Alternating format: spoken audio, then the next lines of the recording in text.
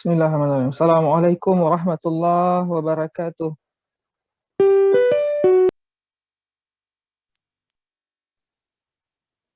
Waalaikumsalam warahmatullahi wabarakatuh. Uh, Waalaikumsalam. Good afternoon, everyone. Good afternoon. Okay, how are you today?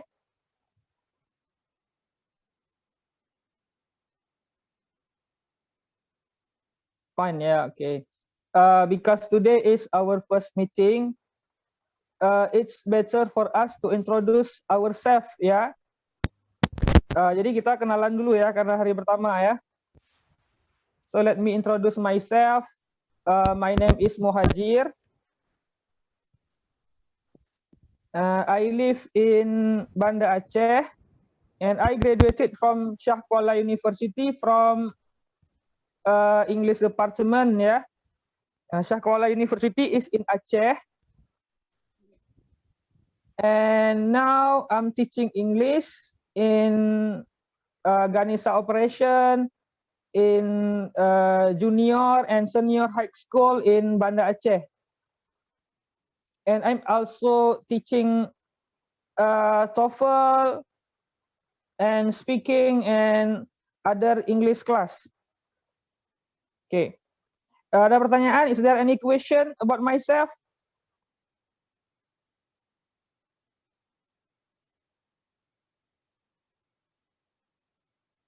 No question ya. If no question, it's your turn now ya. Coba Prawita pertama, coba perkenalkan diri. You can use bahasa or you can use English. Halo, good afternoon. Perkenalkan, nama saya Prawita dari Serang, Banten.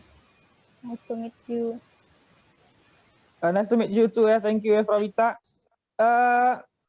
Just one question ya. Why do you study TOEFL, Prawita? Karena mau lanjut studi lagi. Rencananya. Mau lanjut studi lagi ya. Di mana? Di mana ya? Seketerimanya aja deh. Tapi sekarang lagi mantapin diri dulu, skor TOEFL-nya aja dulu yang dibesarin, baru punya pilihan kampus mana gitu. Oke, thank you ya Prawita ya. Semoga lulus ya. Amin. Cita-citanya. Oke. Sekarang coba Rifadillah, can you introduce yourself?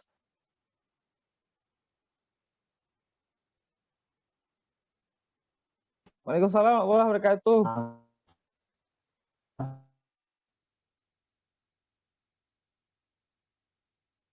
From Samarinda ya. In Lawan University, oke. Okay. Ya, Mula Warman ya. Oke. Okay.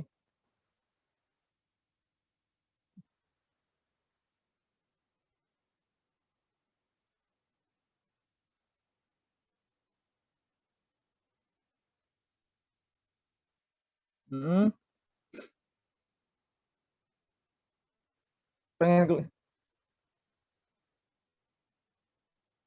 Oke.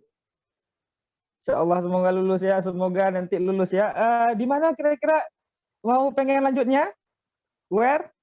Is there a country that you would like to continue your education?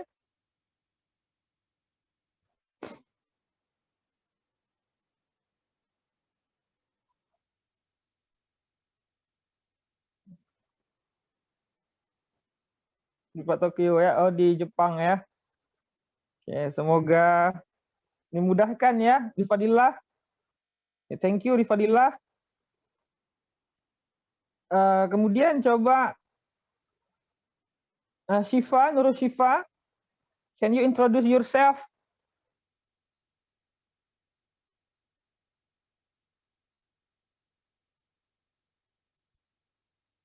Oke. Coba Rizky Mulyadi. Can you introduce yourself, Rizky Mulyadi?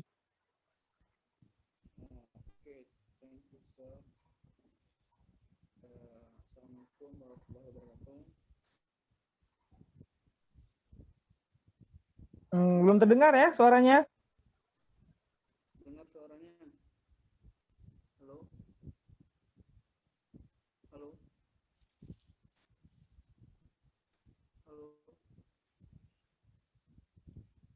Oke, coba Eka.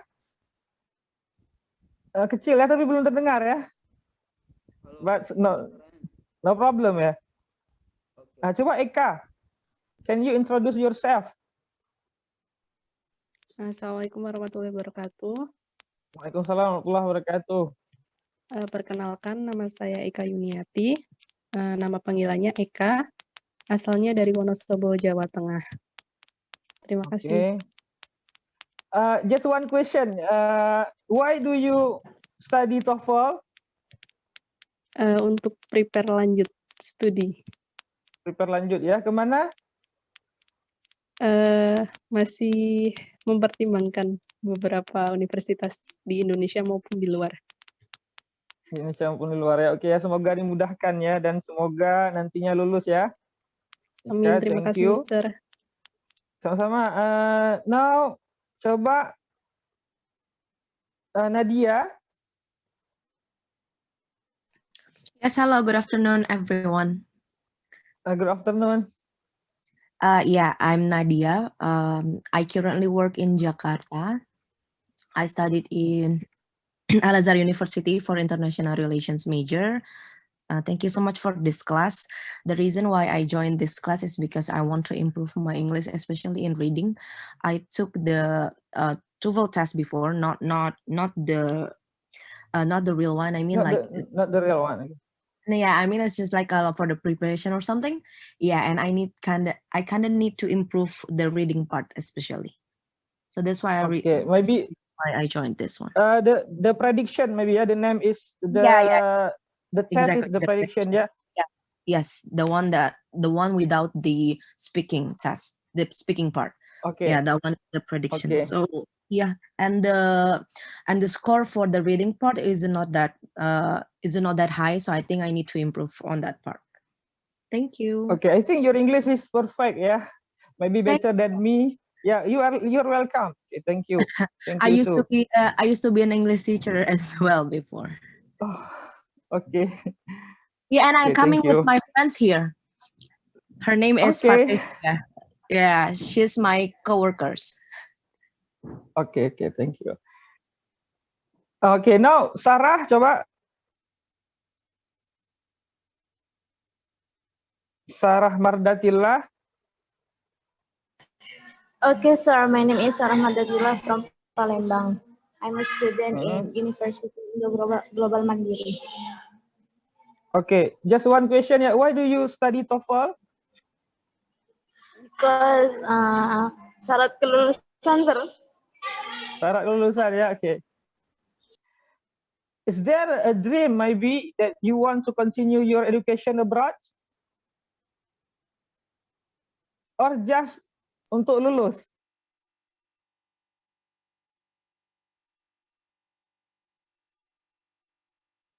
Oke. Terus ya. Now Patricia, can you introduce yourself?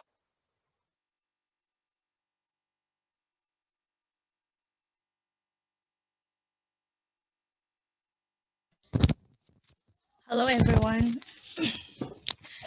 My name is Patricia. I'm work in Jakarta. I'm graduate at University of Mustopo. And I'm here because I want to improve my English. Thank you. You want to improve your English? Okay, thank you. You're welcome. Okay. Sekarang coba Salsabila. Salsabila, can you introduce yourself? Yes, sir. My name is Salsabila Kila Putri. I'm from Banjarmasin, South Kalimantan. I just graduated from Lampung Mangkurat University. Oke, thank you. Salsabila ya. Ini berapa ada ini ya student yang sebelumnya ya. Kami jadi sebelumnya itu kami belajar kelas structure ya. Kemudian untuk yang reading ini lanjutannya. Oke, thank you ya Salsabila. And then Eki, can you introduce yourself, Eki? Yeah, sure. Hi everyone, I'm Eki Marlia. You can call me Eki. I work as a professional pharmacist in Surabaya. Okay. Just one question, like other other friend of us ya. Why do you study TOEFL, Eki? Actually, I want to continue my study to abroad, such as Australia or UK. Australia and UK, oke ya. Semoga terkabulkan ya, semoga dimudahkan. Amin. Thank you. Oke, kita langsung mulai ya, langsung pelajaran kita. Jadi insya Allah buku yang kita akan gunakan itu namanya Longman Introductory Course for the TOEFL Test ya. Sebelumnya pernah belajar nggak buku Longman ini? Sebelumnya? Pernah Kak, tapi yang bukan yang ini, bukan yang hijau tapi yang kuning. Yang kuning ya, oke, yang kuning. Yang kuning itu yang mana ya? Yang merah atau mungkin ya? Longman itu yang preparation for TOEFL, ya. Tapi yang kuning ya, bedanya apa ya? Kuning sama hijau. Yang kuning itu namanya kayaknya Cliff, bukan Longman. Beda authornya, beda pengarangnya. Longman. Cliff mungkin gitu, namanya. ya. Oh, jadi untuk yang kelas ini kita belajar pakai buku Longman Introductory Course for the TOEFL Test. Yang keluarinnya itu Pearson Longman, pengarangnya Deborah Philip. Ya, ini untuk the paper test ya, yang seperti kita ketahui bahwa TOEFL itu ada dua jenis ya, the paper test and the internet test. Nah, jadi yang banyak digunakan di Indonesia itu masih yang the papernya ya. Yang namanya itu yang resminya itu ITP test. Nah, yang resminya. Kalau yang biasanya yang murah itu prediction test ya, yang resminya itu namanya ITP. Kemudian ada juga yang internet based test, IBT. Yang ini PBT ya, the paper based test. Nah, kita pelajari itu the paper based test. Kemudian untuk kelas ini kita fokus ke reading ya, reading comprehension. Reading ini bagian ketiga dari TOEFL ya. Bagian pertama itu listening, namanya itu listening comprehension nama lengkapnya ya. Bagian kedua structure and written expression. Kemudian bagian yang ketiga reading comprehension. Reading artinya membaca ya atau bacaan. Comprehension itu artinya pemahaman. Dia beda dengan understanding. Understanding itu kita paham tetapi nggak ada buktinya. Sedangkan comprehension ini di atas understanding. Ada buktinya. Kita paham dan ada buktinya. Misalnya dengan skor atau ketika ditanya kita tahu, itu namanya comprehension. We know something with proof. Gitu ya. Kemudian untuk reading ini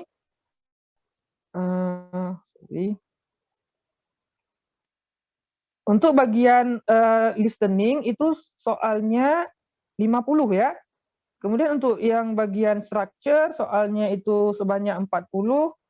Kemudian reading soalnya berapa, ada yang tahu? 50. 50 juga ya. Ya, dia 50 juga untuk reading ya. Kemudian untuk reading ini dia teksnya itu ada 5 teks ya. Ada 5 teks bacaannya itu. Jadi setiap bacaannya itu kan diikutin pertanyaan ya. Diikutin pertanyaan. Nah, teksnya itu ada 5 teks. Kemudian untuk waktunya itu reading, ada yang tahu berapa waktu untuk reading? Kita mungkin belajarnya interaktif aja ya. Coba kalau misalnya memungkinkan, coba dihidupkan aja ininya. Apa namanya? Speakernya. Kalau memungkinkan ya, kalau misalnya nggak ribut. Diaktifkan aja speakernya. Nah, jadi saya banyak tanya-tanya nanti ya. Ada berapa, soalnya 50 menitnya ada berapa, ada yang tahu? Berapa menit untuk yang reading? Kalau structure itu menitnya 25 menit ya. Menitnya. Nah, kalau untuk reading ini menitnya 55 menit. Menitnya itu 55 menit ya. Soalnya sebanyak 50 soal. Jadi usahakan satu soal itu kita selesai dalam 1 menit. Karena soalnya 50 soal, menitnya itu 50 menit. Jadi usahakan satu soal selesai dalam 1 menit. Jadi 50 menit kita selesai 50 soal. 5 menit lagi kita bisa cek soal-soal yang belum siap atau soal-soal yang mungkin salah kita isi, mungkin atau 5 menit itu kita gunakan untuk pengisian. Untuk pengisian ya.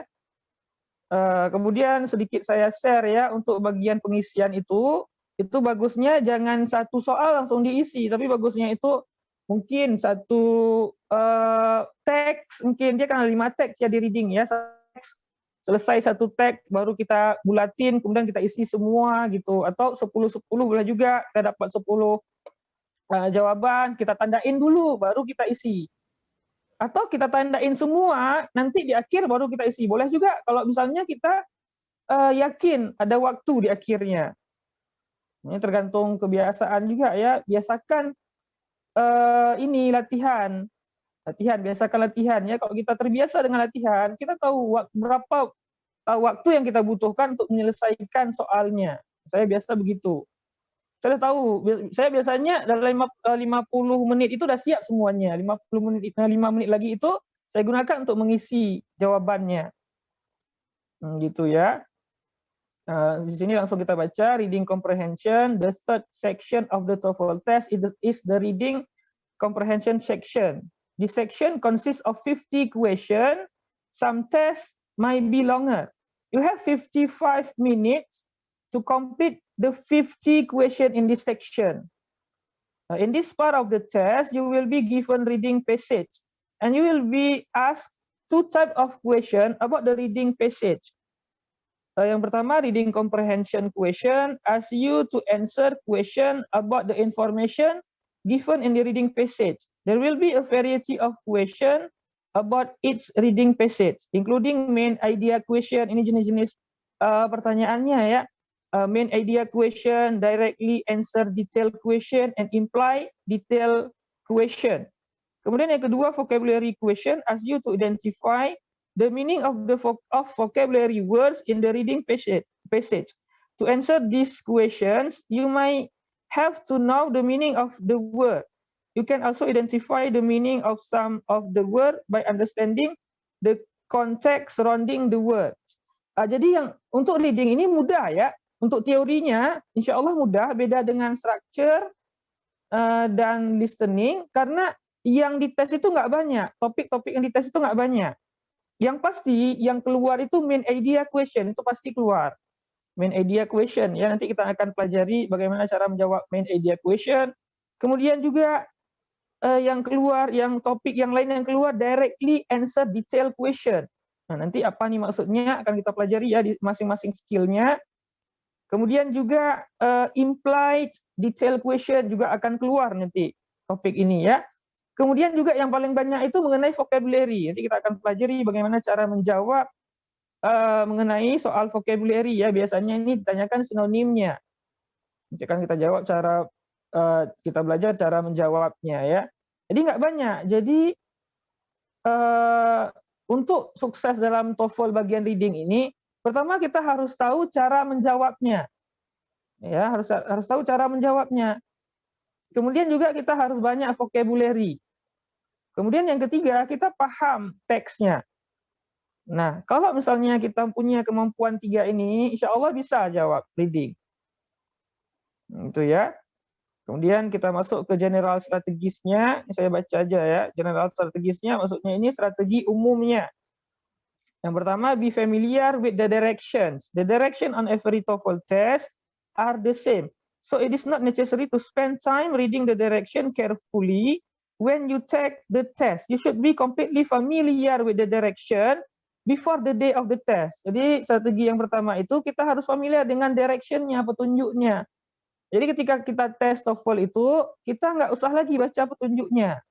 Di sini dikatakan petunjuknya itu sama. Jadi dari awal dibuat TOEFL sampai sekarang petunjuknya sama. Untuk bagian reading ya tinggal diisi aja. Ya tinggal diisi aja sesuai dengan pertanyaannya. Dan jawabannya semuanya ada di teksnya. Jadi kalau misalnya teksnya itu tentang sejarah, kita nggak paham tentang sejarah, itu nggak masalah dia. Karena jawabannya ada di teksnya. Kemudian salah satu musuh kita dalam TOEFL itu waktu ya. Musuh kita waktu. Jadi makanya jangan baca lagi petunjuknya, langsung kerjakan terus. Itu yang pertama, be familiar with the direction. Kemudian yang kedua, do not spend too much time reading the passage. You don't have time to read each reading passage in depth. And it is quite possible to answer the question correctly without first reading the passage in depth.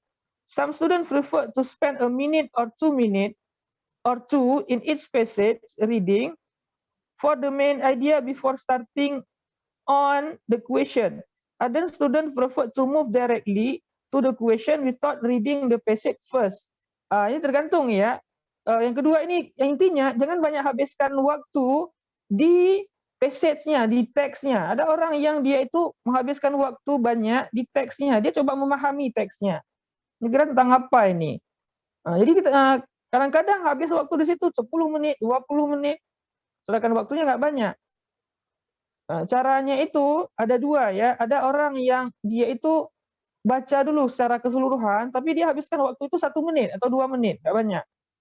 Ada juga dia nggak baca teksnya, tetapi dia baca soalnya, kemudian baru langsung refer ke teksnya, langsung rujuk ke teksnya. Nanti kita pelajari ya, di skill-nya nanti akan dipelajari bagaimana cara menjawabnya. Menjawab masing-masing topiknya yang ditanyakan. Kemudian yang ketiga, don't worry if a reading passage is on a topic that you are unfamiliar with. Jangan khawatir jika bacaannya itu mengenai topik yang kita nggak familiar. Misalnya topiknya tentang sejarah, kita nggak pernah belajar sejarah. Atau topiknya tentang astronomi, kita nggak pernah belajar astronomi. Sini dikatakan, all of the information that you need to answer the question is included in the passage. You do not need any background knowledge to answer the question. Jadi nggak apa-apa, karena jawabannya ada di passage-nya semuanya. Kita tinggal baca aja. Kemudian yang keempat, ini juga penting, never leave any question blank on your answer sheet. Even if you are unsure of the correct response, you should answer the question. There is no penalty for guessing. Jadi nggak ada penalti dalam TOEFL ya. Beda dengan tes SBMPTN atau SNPTN. Itu ada penalti. Kalau misalnya salah, kita ada pengurangan skor. Tetapi kalau dalam TOEFL, dia nggak ada pengurangan skor. Jadi walaupun kita nggak tahu jawabannya, diisi aja. Just feel, ya, just answer. Never leave any question blank on your answer sheet. Oke. Kemudian ini langsung kita masuk terus ke skill 1 ya. Langsung kita masuk ke skill 1. Yang skill 1 itu main idea question. Ini jadi untuk TOEFL itu soalnya ada 50 ya. Soalnya ada 50. Teksnya itu ada 5 teks. Nah, kemungkinan karena dia ada 5 teks, masing-masing teks itu ada main idea-nya ya. Main idea itu maksudnya gagasan utamanya atau ide pokoknya. Jadi setiap teks itu keumumannya pasti ditanyakan tentang main idea-nya. Berarti kemungkinan keluar tentang main idea ini 5 soal berarti ya, karena 5 teks, 5 soal berarti. 5 soal. 5 itu berapa persen dari 50? Siapa di sini yang paham matematika? Berapa persen dari 50 kalau 5 itu?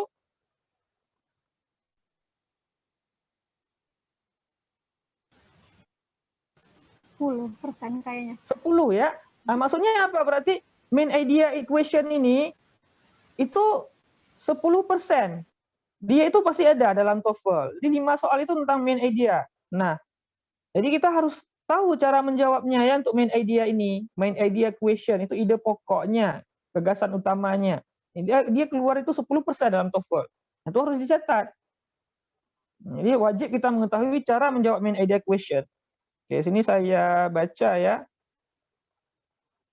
Almost every reading passage on the TOEFL test will have a question about the main idea of a passage.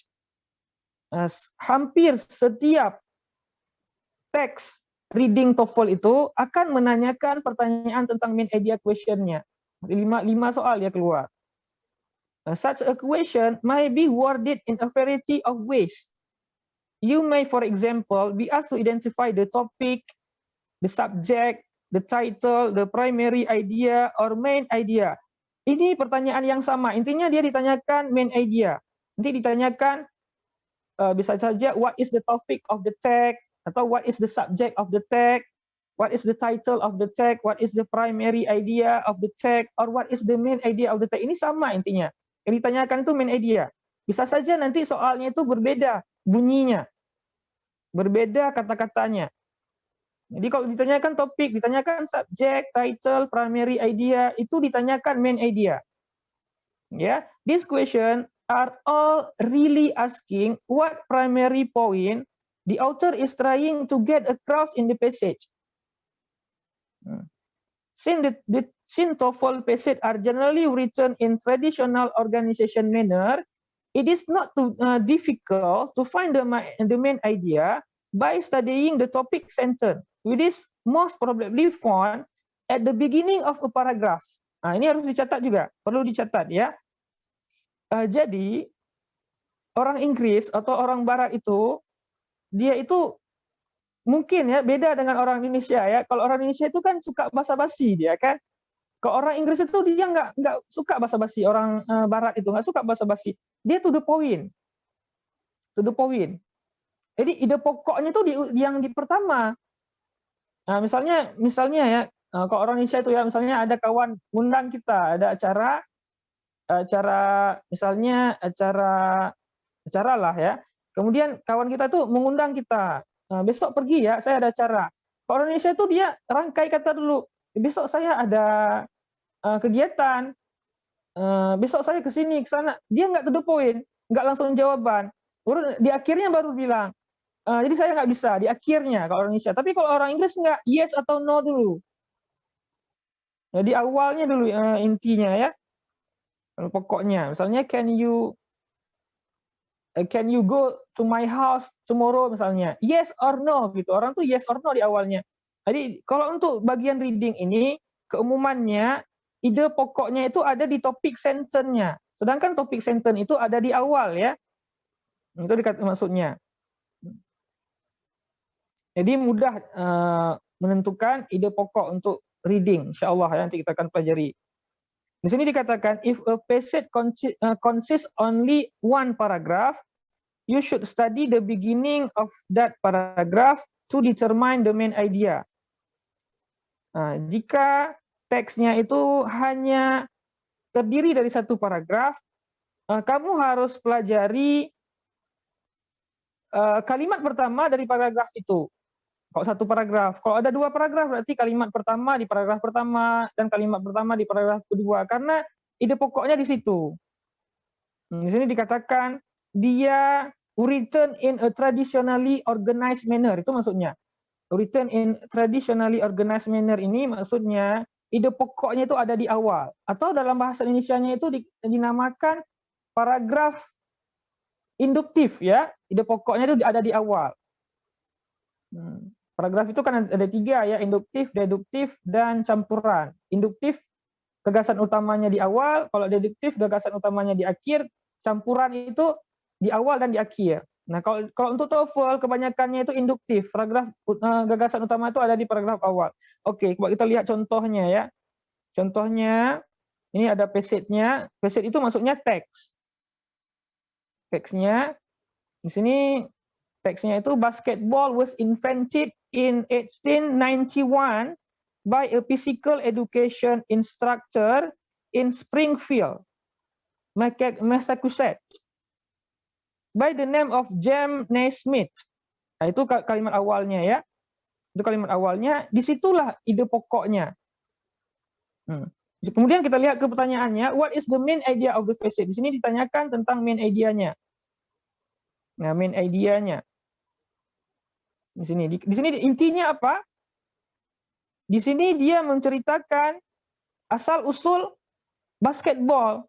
Dia ditemukan di tahun 1891 oleh instruktur olahraga ya, instruktur penjas ya, di Springfield di Amerika ya, yang namanya James Naismith, dia penemunya. Nah, kemudian kita langsung lihat ke jawabannya. Yang pertama, the life of James Naismith. Nah, nggak bisa jawabannya. Oke, di sini saya tulis nggak ya? Oke, di sini nggak ada papan tulis, saya nggak bisa catat ya. Jadi yang harus diingat ya, untuk main idea itu, pilihan jawabannya ada 4 ya untuk TOEFL ya. Itu kemungkinan yang pertama jawabannya dia terlalu spesifik, enggak merangkum dari main idenya. Kalau dia terlalu spesifik, itu nggak bisa jawabannya, nggak bisa jadi jawabannya.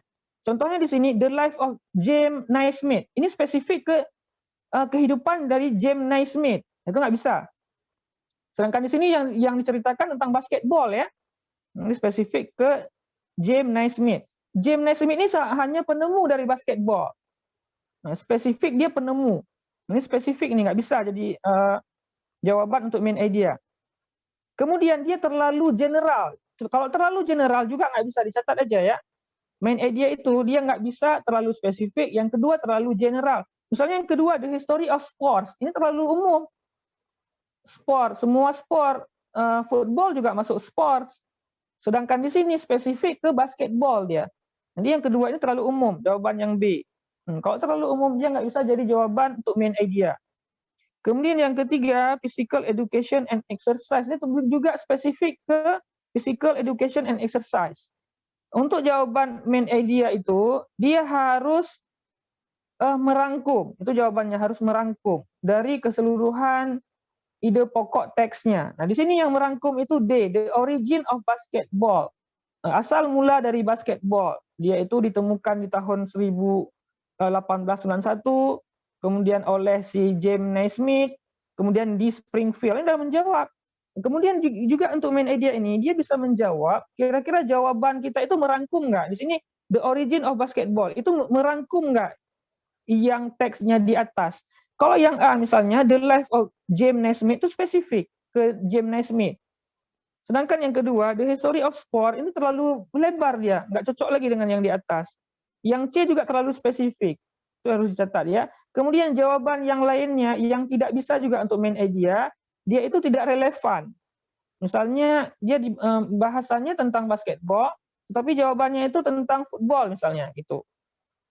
Terlalu tidak relevan. Jawabannya itu nggak bisa spesifik, nggak bisa terlalu spesifik, nggak bisa terlalu general, dan nggak bisa irrelevan. Dia harus merangkum. Itu yang perlu dicatat ya. Kemudian kita lihat contoh yang kedua. Contoh yang kedua ya. Di sini ada 2 paragraf dia. Kalau ada 2 paragraf, berarti kita baca kalimat awal setiap paragraf ini. Di sini ada 2 paragraf, kita baca. Early maps of the North American continent show a massive river that begin in the Rocky Mountain, flow into the Great Salt Lake, and from there continued westward into the Pacific Ocean. Nah, di sini dikatakan intinya yang paragraf awal ini pada map awal dari benua Amerika Utara ya, itu menunjukkan sebuah sungai yang dimulai dari Gunung Rocky, kemudian mengalir ke Danau Great Salt namanya ya, and from there continue westward into the Pacific. Intinya ada sebuah sungai, kemudian dia mengalir ke Rocky Mountain, kemudian mengalir ke tempat-tempat lain. Kemudian di paragraf keduanya, this mythical river of course doesn't exist. Rupanya yang diceritakan di paragraf awal tadi itu nggak ada. Nah, kemudian kita lihat jawabannya langsung ya. Kita tadi harus cocokkan ya, dia nggak boleh terlalu spesifik, nggak boleh terlalu general, dan nggak boleh irrelevant. Yang pertama, early map of the North America, ini terlalu umum. Early map awal. Di sini juga nggak menjawab ininya, nggak menjawab pembahasan di atas. Kenapa dengan early map of the North America? Apa yang terjadi dengan itu? Nah, dia menunjukkan apa? Ini belum menjawab early map of the North America. Spesifik ke early map-nya aja. Kemudian yang B itu jawabannya, the non-existent river on map. Nah, ini udah merangkum paragraf pertama dan paragraf kedua. Ya. Sungai yang tidak ada di map. Tadi kan pertama yang paragraf pertama itu dia menjelaskan tentang map, kemudian paragraf kedua itu menjelaskan bahwa sungainya itu nggak ada. Kemudian yang C, a comparison of, ini nggak ada comparison, ini irrelevant namanya. Nggak ada comparison di sini. Of the and the Mississippi River. Kemudian yang D, river in mythology, terlalu umum, yang D. Nah gitu. Jadi jawabannya B. Kemudian untuk yang pertanyaannya, bunyi pertanyaannya, what is the topic of the passage, what is the subject, what is the main idea, what is the main point, what is primarily concerned, and kemudian which of the following would be the best title. Intinya kalau ditanyakan tentang topik, tentang subjek, tentang main idea, tentang main point, kemudian title, itu dia menanyakan tentang main idea. Nah, kalau ada pertanyaan tentang main idea ini, where to find the answer? Di mana menemukan jawabannya? Sini dikatakan kuncinya, the answer to this type of question can generally be determined by looking at the first sentence of each paragraph. Itu harus dicatat ya, jadi ditandain aja di bukunya. Jadi cara jawabnya itu kita membaca kalimat awal setiap paragraf. Kalau ada paragrafnya satu, berarti satu paragraf satu kalimat yang paling atas saja kita baca. Kalau ada dua, berarti paragraf awal di paragraf pertama dan kalimat awal di paragraf kedua. How to answer the question? Bagaimana cara menjawab pertanyaannya? Pertama, read the first line of each paragraph. Baca dulu kalimat awal di setiap paragraf. Kemudian look for a common term. Boleh juga di sini kita lihat kata-kata yang sering diulang. Misalnya basketball, tadi misalnya refer, misalnya map. Kemudian pass your eyes quickly over the rest of the passage to check that you really have found the topic center. Kemudian juga kita baca juga di bawahnya secara cepat untuk mengecek ya, apakah jawaban yang kita pilih itu sudah merangkum dengan isinya. Kemudian eliminate any definitely wrong answer and choose the best answer from the remaining choices. Kita eliminasi jawaban yang kira-kira nggak cocok. Oke, ada pertanyaan untuk main idea?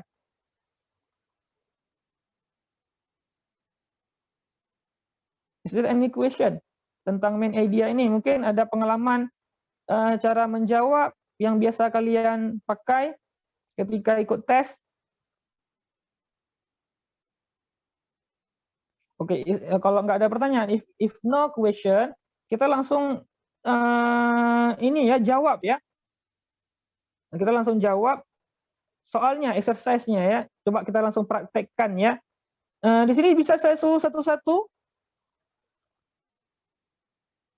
Bisa coba ya. Coba nomor 1. Coba Eki, can you answer question number 1, Eki? Can you try to answer the question number 1? Okay. Main idea. Kita banyak praktek di sini ya. Jadi pertama saya jelaskan, kemudian kita praktek cara menjawabnya ya. Ya, kira apa jawabannya Eki? Nah, Eki jawab apa kira-kira kalau gini pertanyaannya?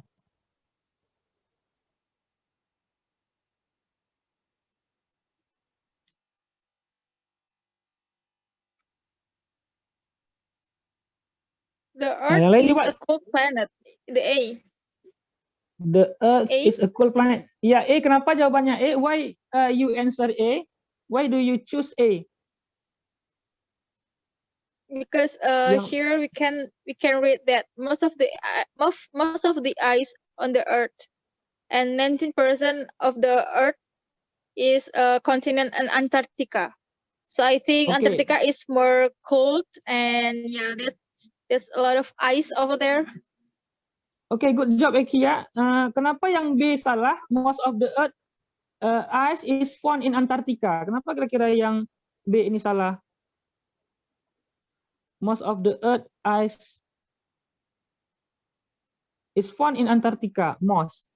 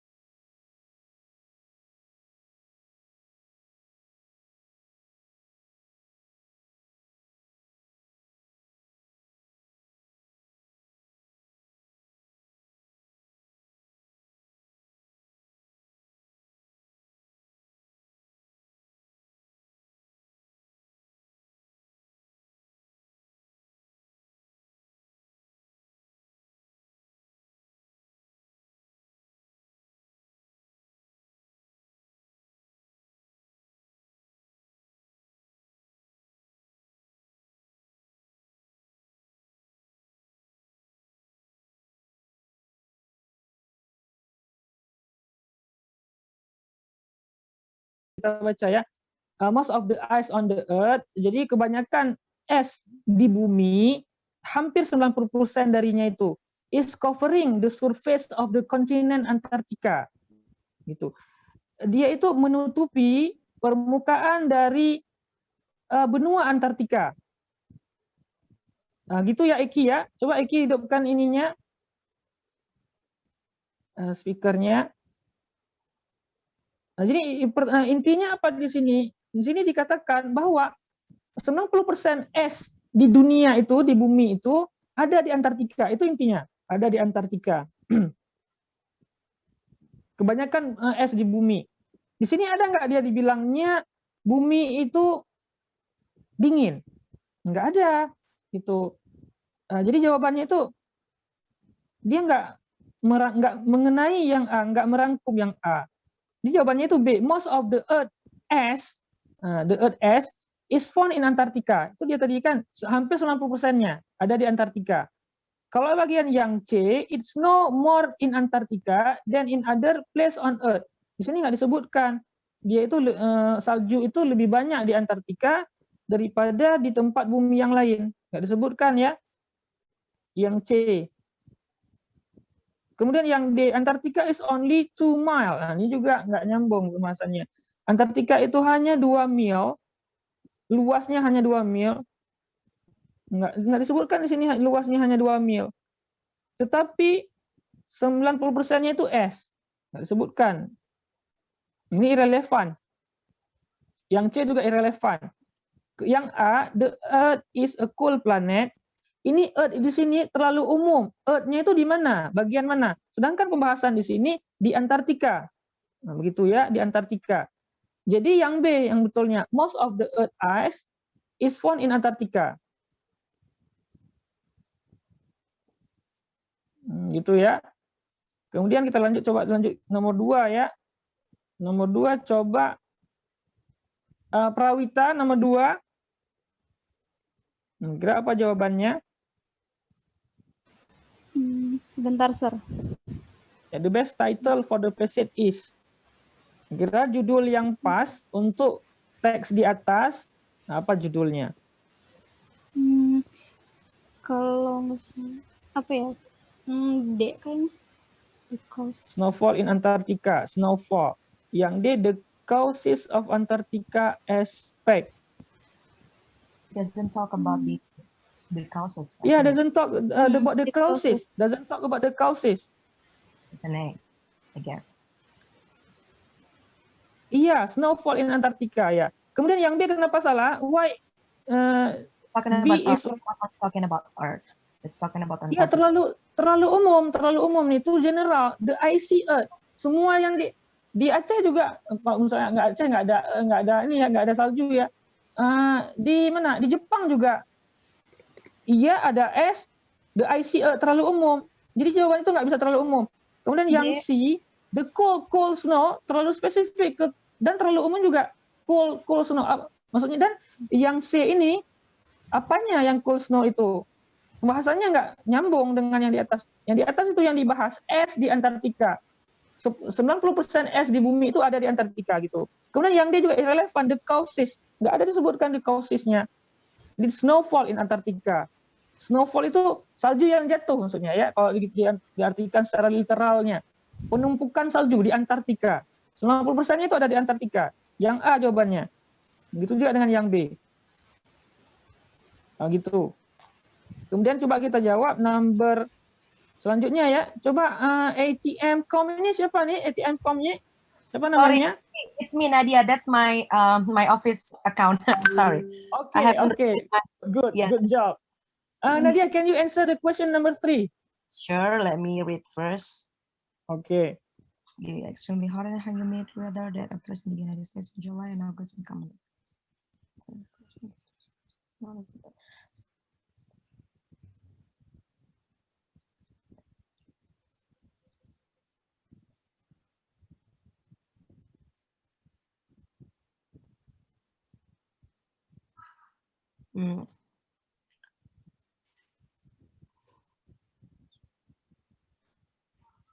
The causes of hot and humid weather in the United States. the causes of hot and humid weather. What is the causes of hot and humid weather? Kalau kita harus jawab ini, apa jawabannya?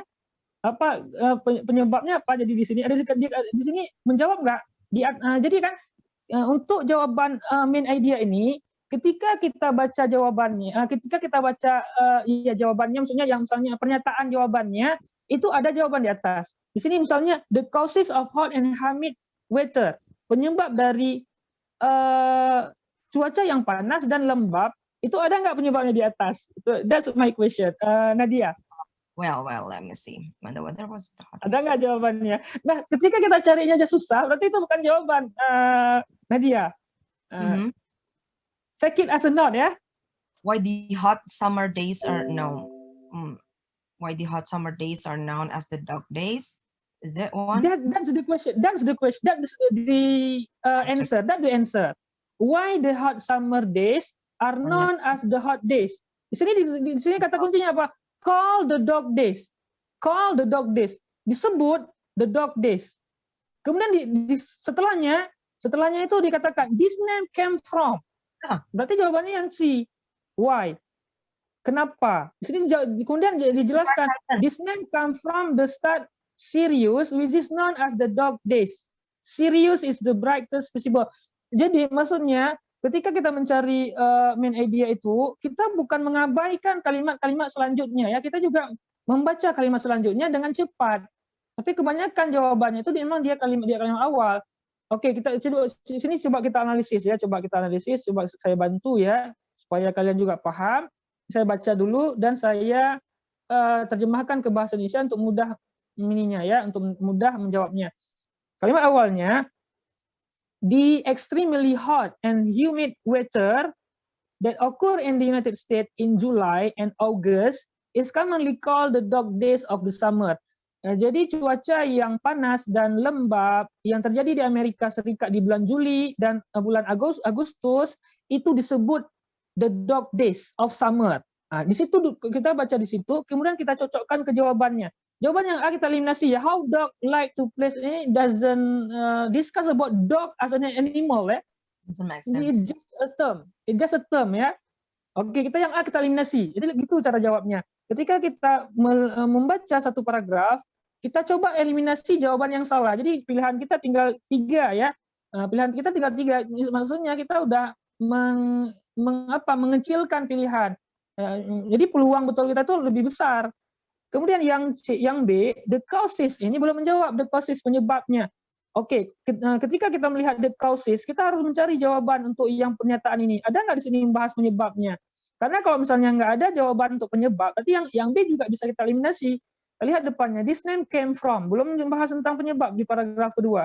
Oke, nggak perlu kita baca sampai habis. Kemudian paragraf ketiga, as ancient people saw, nggak juga membahas penyebab. Yang kalimat ketiga, as ancient people saw, this start rising with the sun when the weather was at its hottest. They believe that Sirius was the cause. Oke, di sini ada menjelaskan the cause-nya, tetapi spesifik itu informasi spesifiknya, informasi pendukung tambahannya aja, belum bukan rangkumannya, bukan sebagai ide pokoknya. Kemudian yang D juga kita eliminasi, the days that dog prefer. Ini kan berhubungan dengan animal, it doesn't discuss about animal, doesn't discuss about animal ya. Dog as an animal, just a term dognya. Jadi jawaban di sini yang paling mendekat yang B dengan yang C memang. Kemudian yang harus diingat juga untuk yang reading ya, dia tidak ada jawaban yang memang 100% itu jawabannya seperti itu. Enggak ada jawaban mutlak. Kalau misalnya matematika 1 tambah 1 itu 2 ya, dia mutlak 2. Enggak ada jawaban lain. Tapi kalau untuk reading ini enggak dia. Dia jawabannya itu mana yang paling mendekati. Itu makanya sulit reading ini. Makanya orang itu sulit mendapatkan skor yang perfect untuk reading. Karena bisa saja dia meleset jawaban yang dia. Menurut dia itu yang paling kuat jawabannya. Tapi bisa saja meleset. Karena reading ini dia bukan jawabannya itu bukan berkaitan dengan betul-betul jawaban itu mutlak jawabannya bukan, tapi dia yang paling mendekati. Kita pilih jawaban itu yang paling mendekati. Di sini yang paling mendekati B dengan C, yang A dengan D kita eliminasi, dan yang paling mendekati antara B dengan C itu yang paling kuat itu C, gitu ya. Nadia and others ya. Gitu. Kemudian kita lanjut yang nomor 4. Coba nomor 4. Siapa mau jawab nomor 4? Ini kita selesaikan satu skill aja ya. Ini kalau saya suruh nggak ada yang mau ya. Coba Rifadillah. Number 4. Ya. Coba tes.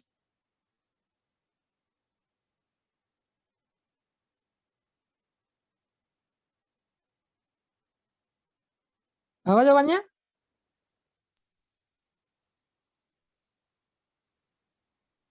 Kenapa jawabannya A? Why do you choose A?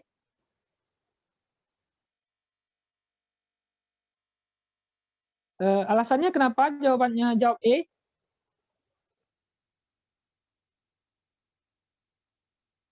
Rifadillah kenapa pilihnya A?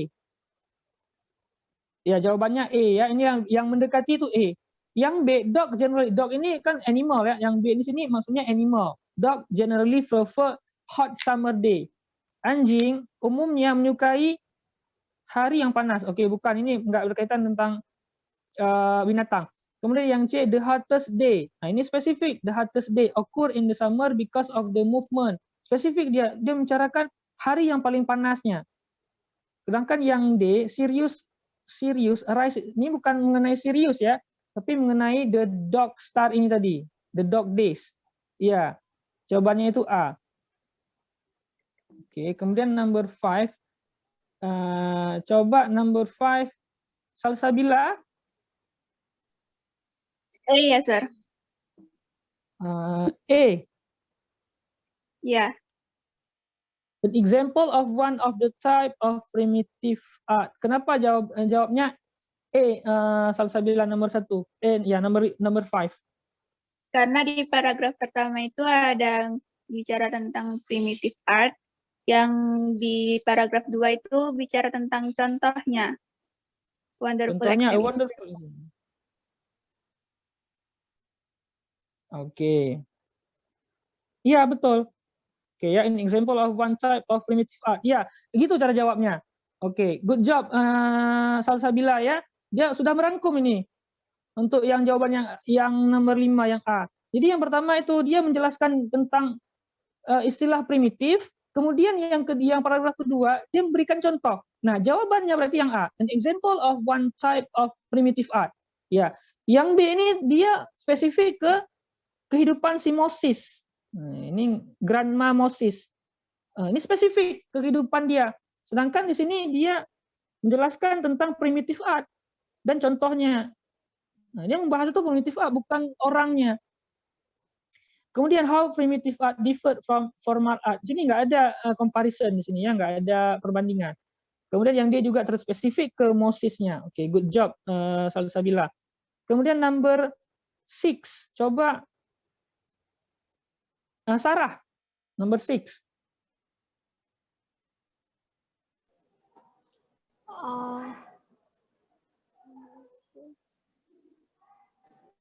Sir. Grandma Moses spent her life on a farm. Itu spesifik dia Grandma Moses. Itu kan spesifik ke orangnya, berarti nggak bisa jadi harus dicatat ya.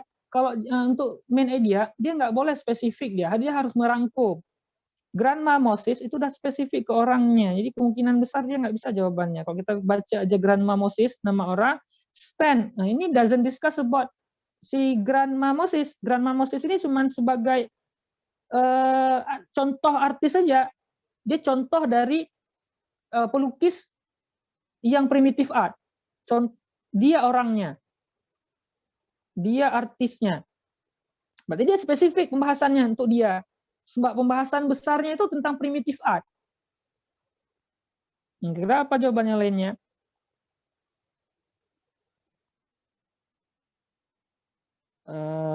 Coba jangan Eki, Najla. Najla jawab apa? Yang C, sir. C jawabannya. Grandma Moses is one type of primitive artist because of her lack of formal training. Iya, contohnya C ya jawabannya. Oke, ini terakhir ya nomor 7 dan nomor 8 untuk memperkuat ya. Coba yang belum siapa yang belum? Yang belum siapa? Sifa, number 7.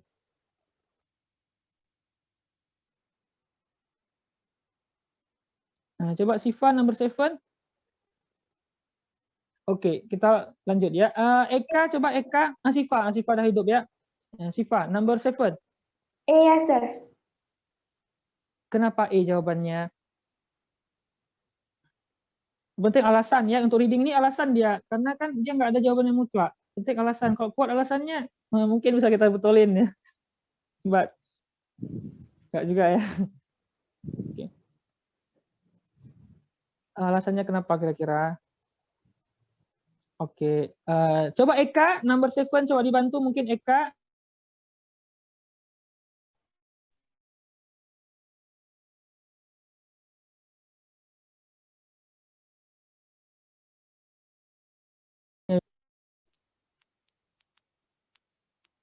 Karena di paragraf pertama ini kan membahas tentang New York Sun.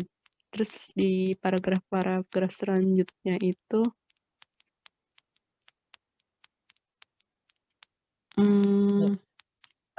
coba diingat ya. Kalau misalnya jawabannya itu untuk main idea, dia jawabannya itu cuman ya kata-kata seperti itu. Misalnya The Jakarta Post. Pertanyaan kita, ada apa dengan Jakarta Post itu? Dia pembahasannya tentang apa? The New York Sun. Ini nggak membahas tentang apa-apa. Ini nggak bisa jawabannya. Kemungkinan besar itu nggak bisa jawabannya begitu untuk main idea. Main idea kan, coba pahami dulu ya. Main idea itu kan ide pokoknya. Dia itu ide pokoknya. Ketika dia ditulis, itu udah merangkum semua ceritanya. Temanya. Bahasa lainnya itu temanya. Siapa mau jawab yang ini, jawaban nomor 7? Si bukan, Sir.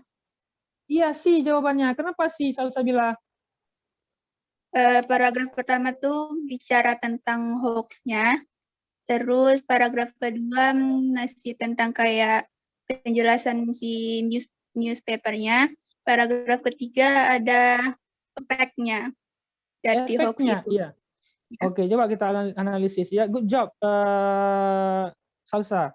Well done ya. Coba kita lihat di sini, coba kita pahami. Kita ketika baca untuk makanya namanya reading comprehension, memahami. Pemahaman bacaan, reading comprehension, bukan reading understanding. Reading comprehension itu di atas understanding. Kita paham apa yang kita baca. In the first half of the 19th century, a New York newspaper, the New York Sun, ini nama newspapernya.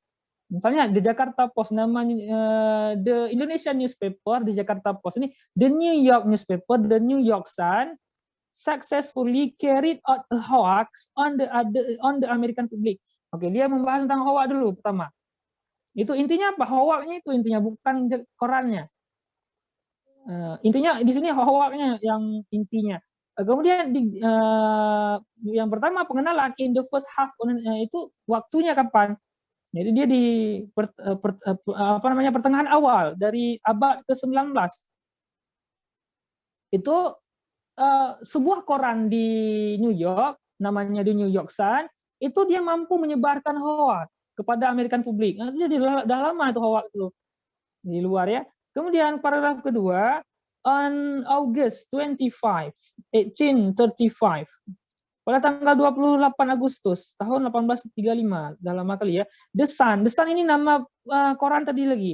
Publish report, dia itu mengeluarkan laporan that some wonderful new discovery had been made on the moon. Dia sudah membuat laporan bahwa ada penemuan di bumi, di bulan. Dia keluarkan laporan si ini tadi ini, koran tadi ini. Kemudian the effect of the false story, efeknya. Ini masuk ke yang C, a hoax and its effect. Pertama jelaskan hoax, kemudian yang paragraf ketiga, the effect of the false story, dah merangkum dia. Yang C, sudah menjawab isi dari semua yang di atas. Itulah maksud dari main idea. Sedangkan yang pertama, a 19th century, itu kan cuman fokus ke waktunya, spesifik ke waktunya, nggak bisa jadi jawaban, spesifik. Itu cuman keterangan aja dia, bukan inti pokoknya. Kemudian yang kedua, The New York Sun itu korannya, bukan pembahasannya ke korannya. Pembahasannya itu ke Howard dan efeknya. Kemudian yang D, the success of a newspaper. Nah, ini enggak irrelevant ini. Sukses dari sebuah, ini maksud saya irrelevant. Jadi jawabannya nggak boleh terlalu spesifik, nggak boleh terlalu general, nggak boleh irrelevant, nggak boleh irrelevant. Dia harus relevan dan harus merangkum. Oke, terakhir ya, satu lagi, kemudian kita tutup pertemuan kita untuk hari ini. Coba siapa yang belum? Coba Eki. Try again, Eki.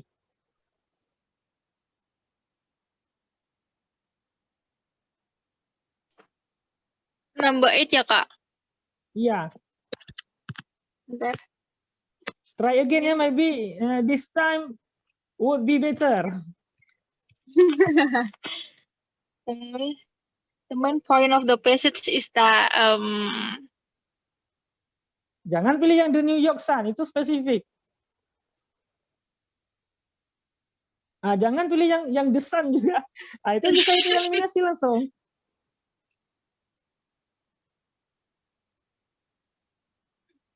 apa ya?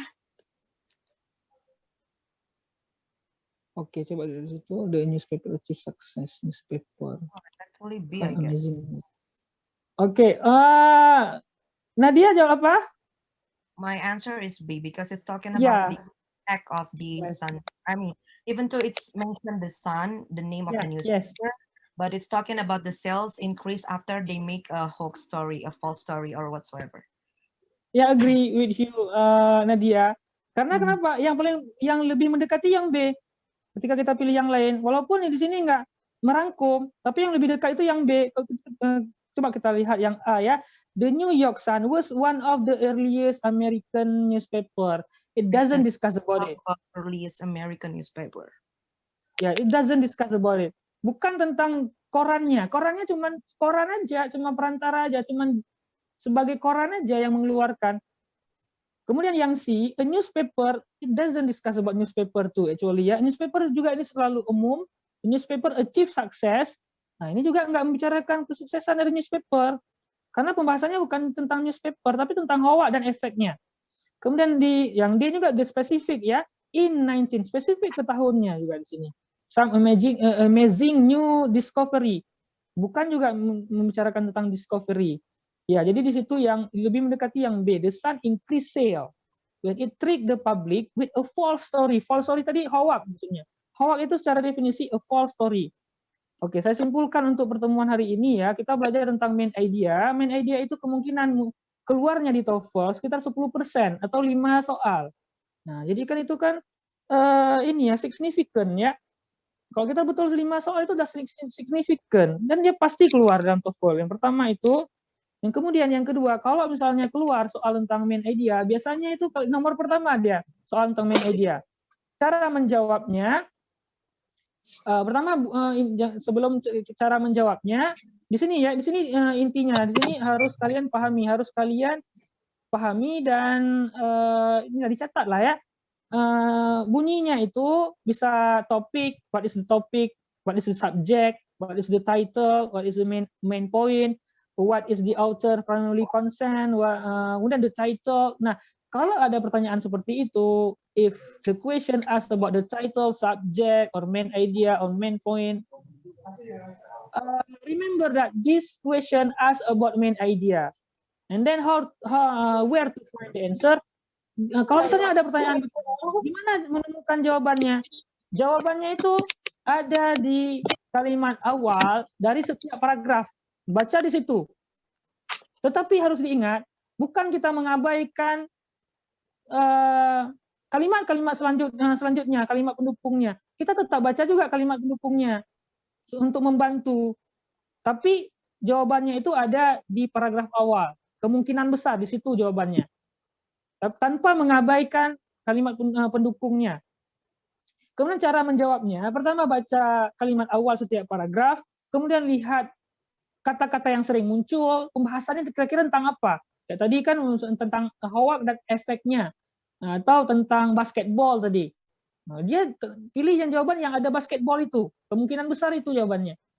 Bisa saja dia ditulis dengan bahasa lain, kayak hoax tadi ya, ditulis a false story gitu. Look for a common term. Kemudian kemudian pass your eyes quickly over the rest of the passage to check. Ini namanya skimming ya, skimming. Baca cepat. Kita juga baca kalimat-kalimat selanjutnya untuk mencocokkan jawaban yang kita pilih. Kira-kira ini sudah menjawab nggak kayak tadi ya. Jadi bisa mengeceknya jawaban yang kita pilih itu ada nggak jawabannya di passage. Bisa juga. Dan dia mendiskusikan secara umum nggak dia. Kemudian yang terakhir, eliminate any definitely wrong answer and choose the best answer. Okay, is there any question before we close our meeting today?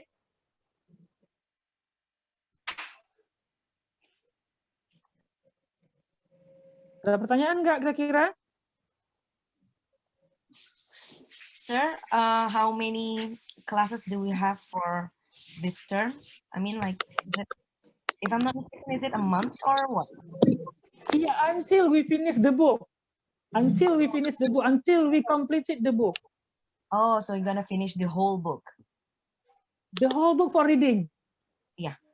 And we Yeah. also concern for the specifically on your reading for this. Inshallah, after the reading class finish, we will open a new class for listening because we have completed structure before actually, structure class. Sure. Okay. Nadia. All right. Cool. Thank you. Yeah, you're welcome Nadia. Thank you for the question too. Ada lagi pertanyaan? Ya, jadi insya Allah kita selesai bukunya. Kalau misalnya selesai bukunya kurang dari sebulan, sudah selesai bukunya. Dengan pemahaman yang betul-betul paham ya. Pemahaman yang betul-betul paham. Kemudian nanti kita lanjutkan ke listening. Setelah ini, structure sudah selesai. Oh yes, sir. If I'm not mistaken, as I read you that you told us in the group that you took your master's degree in US, right? No, actually, Let's read that one. I haven't taken my master degree yet. I just finished my undergraduate study, but in 2017, 2017, I got a YCL scholarship, an exchange program actually for undergraduate students. Okay. So To study in University of Montana in US. It's just exchange from US Embassy. The Also, program is named YCL. Yeah, okay. All right. it's just exchange. Okay. Okay, sorry to ask. Yeah, how old are you, Nadia? Me? Yes. I'm 27. Okay, Yasmina, you are older than me. Okay, I know, right? Yeah. Okay. Yeah, but thank you for the question. I just want to explore. I mean, like, I just want to expand my knowledge as well. So that's why I joined this one. That's okay. Yeah, I think your English is perfect. I think from now, speaking part. Yeah, I just see from the speaking part. Yeah. yeah, Not well, from the grammar. Maybe the grammar is also better than me, but I don't know. Yeah, I don't know yet. yeah, thank you for that. Yeah, I mean, yeah, I because in the previous workplace I use English all the time to talk. Okay, thank you. Thank you too. But Yeah. still, I think I still need to improve my reading, just like this one. Sure. Sometimes Sure. I kind of read something on the passage. Oke, yang lain ada pertanyaan? Thank you ya Nadia. Yang lain ada pertanyaan sebelum kita tutup? Coach, I want to ask you something. Yes. Maybe in the end of the meeting, I mean, after we finish the yeah. book. After we finish the book, could you give us maybe about motivation or tips and trick to get a scholarship like you? Because I'm Sure. sure that here is a lot of students joining this class and they wanna go to abroad to continue their study. And I hope you can share your experience or tips and trick how can we get the scholarship. Sure. Thank you for the question, Eki. Yeah. First of all, to get a scholarship abroad, it's need motivation. I agree with Eki. Yeah. It's need motivation to keep our spirit up. Ya. Untuk beasiswa ke luar negeri itu saran dari saya mungkin banyak-banyak baca kisah-kisah orang ya di internet mungkin. Coba baca, misalnya kita mau ke Amerika misalnya, pertama kita harus tahu dulu beasiswa-beasiswa apa saja yang ada di Amerika yang menawarkan untuk sekolah ke Amerika. Kalau di Amerika itu ada Fulbright ya, ada Fulbright juga bisa lewat LPDP ya. Yang keumumannya Fulbright dan LPDP itu yang udah perfect lah scholarship-nya, udah menanggung semuanya. Nah, setelah kita tahu beasiswanya, sering-sering baca pengalaman orang yang pernah mendapatkan Fulbright dengan LPDP tadi di Amerika. Misalnya kisah penerima beasiswa Fulbright misalnya. Kalau bisa baca semuanya. Di situ karena ada banyak pelajaran di situ, banyak pelajaran. Itu kan sama saja kita mempelajari cara dia lulus. Dia itu mungkin sudah menghabiskan waktu 10 tahun mungkin baru menemukan cara lulusnya. Nah, kita tinggal membaca trik dia cara lulusnya. Nah, kita mempelajari pengalaman orang ya. Ada yang mengatakan cara sukses itu kita dengan mengikuti orang yang sukses. Nah, to success in something, we have to follow the one who have success in that thing. Kita pelajari gimana dia cara suksesnya. Step-stepnya itu kita curi lah gitu, step-step dia sukses itu. Kemudian kita catat. Di situ kita nanti dapat motivasi ya, banyak dapat motivasi gimana perjuangan dia, gimana cara dia mempersiapkan juga ya. Kayak saya ada baca itu ya, ada 5 kali mungkin dia apply beasiswa baru lewat. Ada juga 7 kali. Ada juga yang dia udah nikah, udah tua baru dapat scholarship. Saking lamanya dia nggak dapat scholarship. Di situ motivasi. Kemudian di situ nanti dibagi trik-triknya. Gitu juga dengan LPDP misalnya, kisah penerima beasiswa LPDP ke Amerika misalnya begitu. Sering-sering baca. Kemudian dicatat. Kalau bisa setiap hari itu baca kisah penerima beasiswa gitu. Baca. Kemudian cari teman yang punya cita-cita yang sama. Eki, cari teman supaya ada motivasi gitu. Bisa dengan ikut ya kelas bahasa Inggris, bisa juga gabung dengan klub bahasa Inggris.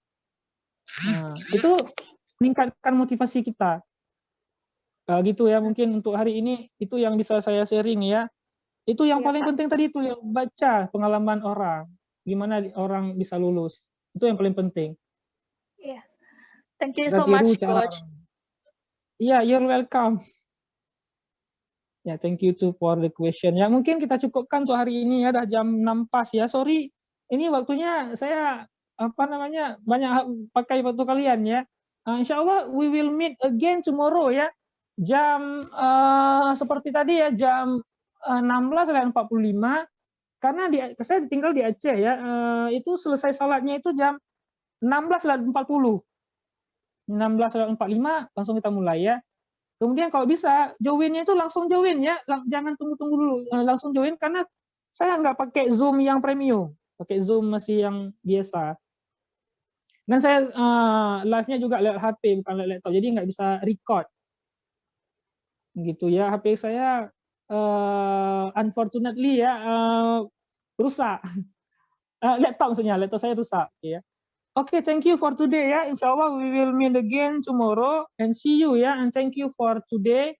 Assalamualaikum warahmatullahi wabarakatuh. Waalaikumsalam warahmatullahi wabarakatuh. Waalaikumsalam warahmatullahi wabarakatuh.